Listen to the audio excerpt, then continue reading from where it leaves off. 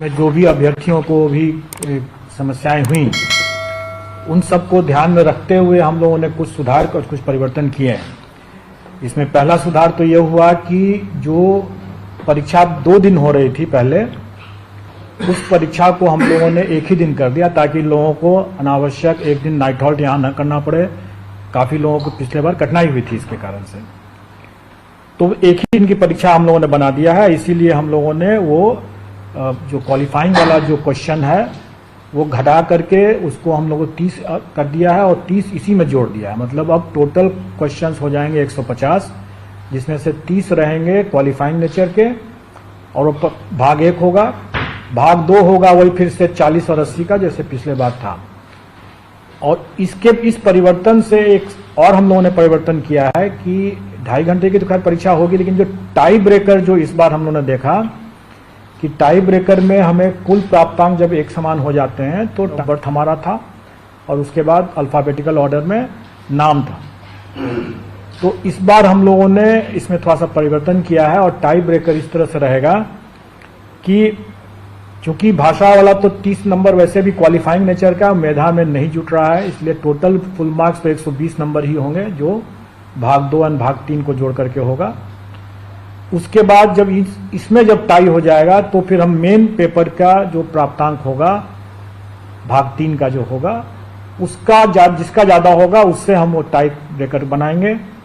और अगर वो भी अगर बराबर हो गया तो फिर दूसरा टाई ब्रेकर फिर बनेगा जो भाषा जो क्वालिफाइंग नेचर का है उसमें जिसको ज्यादा नंबर आएगा वो सेकंड टाई ब्रेकर पॉइंट बनेगा।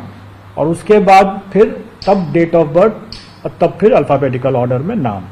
तो इससे क्या होगा कि मेधा को हम लोग ज्यादा मतलब तरजीह दे रहे हैं, ज्यादा प्रायोरिटी दे रहे हैं।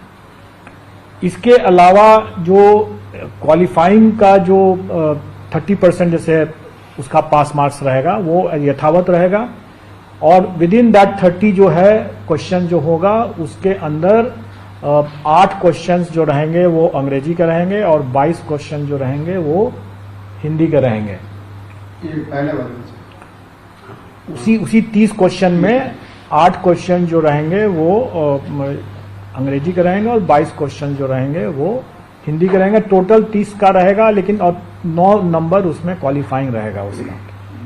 उसके अलावा जो जीएस का और जो फिर मेन पेपर का जो 40 और 80 क्वेश्चन रहेंगे 120 वो पूर्ववत मतलब पिछले बार की तरह ही टोटल पर जो जीएडी का जो मापदंड है क्वालिफाइंग कट ऑफ का वो वही रहेगा। सिलेबस का जो लॉजिक है वो वही लॉजिक इस बार भी रहेगा, मतलब कि जो एनसीईआरटी का जो पाठ्यक्रम है जो बच्चों को जो पढ़ाया जाता है वही पैटर्न रहेगा वही, लेकिन स्टैंडर्ड ऑफ कोर्स उससे ज्यादा रहेगा। स्टैंडर्ड वही रहेगा जो उनकी एलिजिबिलिटी में जो उनका रिक्वायरमेंट है, जैसे ग्रेजुएशन है तो ग्रेजुएशन लेवल चला जाएगा, अगर पोस्ट ग्रेजुएशन तो पोस्ट ग्रेजुएशन लेवल चला जाएगा। इस बार जो हम लोग नया जो एक हो रहा है वो मिडिल स्कूल का हो रहा है, तो वो एक नया एडिशन है। इसके अलावा जो टोटल जो वैकेंसी हो रही है उसमें संभव है कि जो TRE-1 के जो अवशेष रिक्तियां हैं उन रिक्तियों को इसमें जोड़ा जाएगा।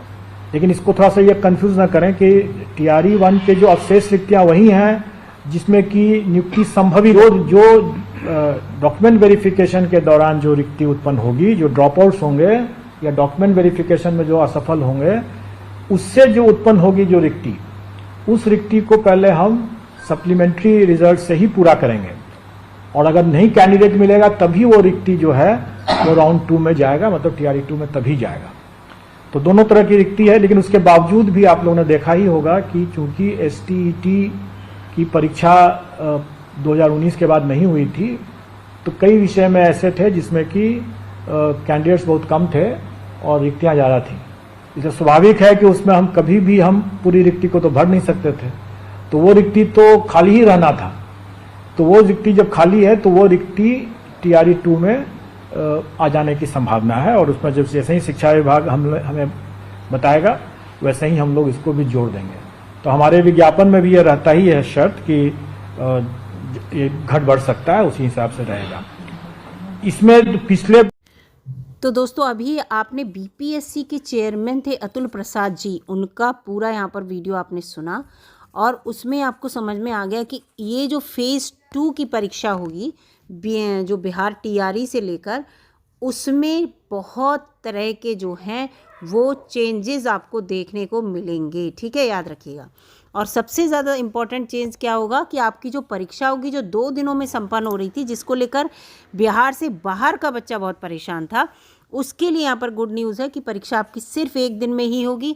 और भाषा के जो 100 क्वेश्चन पूछे जा रहे थे बच्चों को लेकर, वो 100 क्वेश्चन जो हैं अब नहीं पूछे जाएंगे। अब कितने पूछे जाएंगे? 30 क्वेश्चन भाषा के पूछे जाएंगे। और उन 30 क्वेश्चंस को भी इन्हें डिवाइड कर दिया। पूरी आपने न्यूज़ उनकी देखी होगी तो उसमें समझ में आ रहा होगा।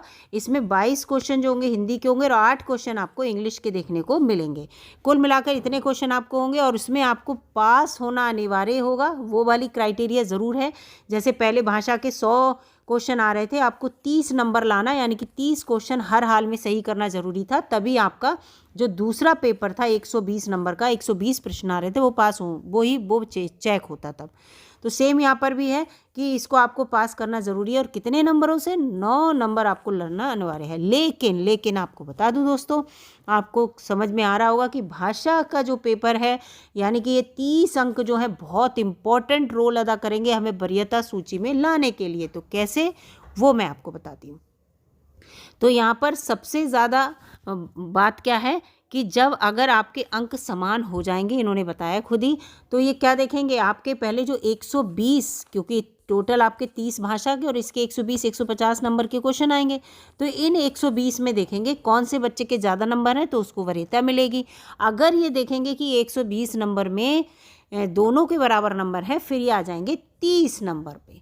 इन 30 अंकों में, यानी कि ये जो 30 अंक हैं, इन 30 अंकों में जिसके ज़्यादा नंबर होंगे उसको ये उस सिलेक्शन की उसमें रखेंगे। यहाँ पर इस तरह का है।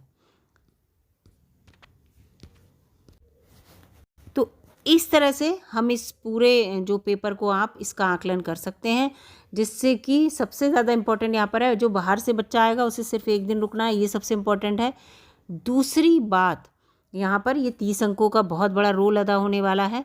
और अगर आपके इन दोनों में ही सेम अंक होंगे तब कहीं जाके आपकी डीओबी, और उसके जगह डीओबी भी सेम है तो आपके फिर अल्फ़ाबेटिकली ये देखा जाएगा कि कौन जो है वो सबसे किसका नाम पहले आ रहा है उसको लिया जाएगा। तो ये सब तरीका हो गया। परीक्षा आपकी जो है, आपका फॉर्म कब से आने की उम्मीद है? तो ये 5 नवंबर से फॉर्म का जो नोटिफिकेशन है, यानी कि जो उसका विज्ञापन है, वो आने की उम्मीद है। ठीक है, अब देखते हैं। आज है 4 की शाम, तो देखते हैं या तो आज शाम तक आ जाएगा, अदरवाइज़ 5 को आ जाएगा अगर 5 से होगा, और अगर आगे पीछे हटेगा वो भी बता दिया जाएगा।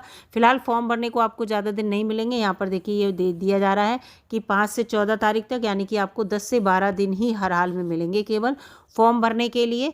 और उसके थोड़े दिन बाद ही आपकी परीक्षा की तिथि भी बता दी है इन्होंने कि कब परीक्षा ये लेंगे, दिसंबर में लेंगे, पूरा बता रखा है।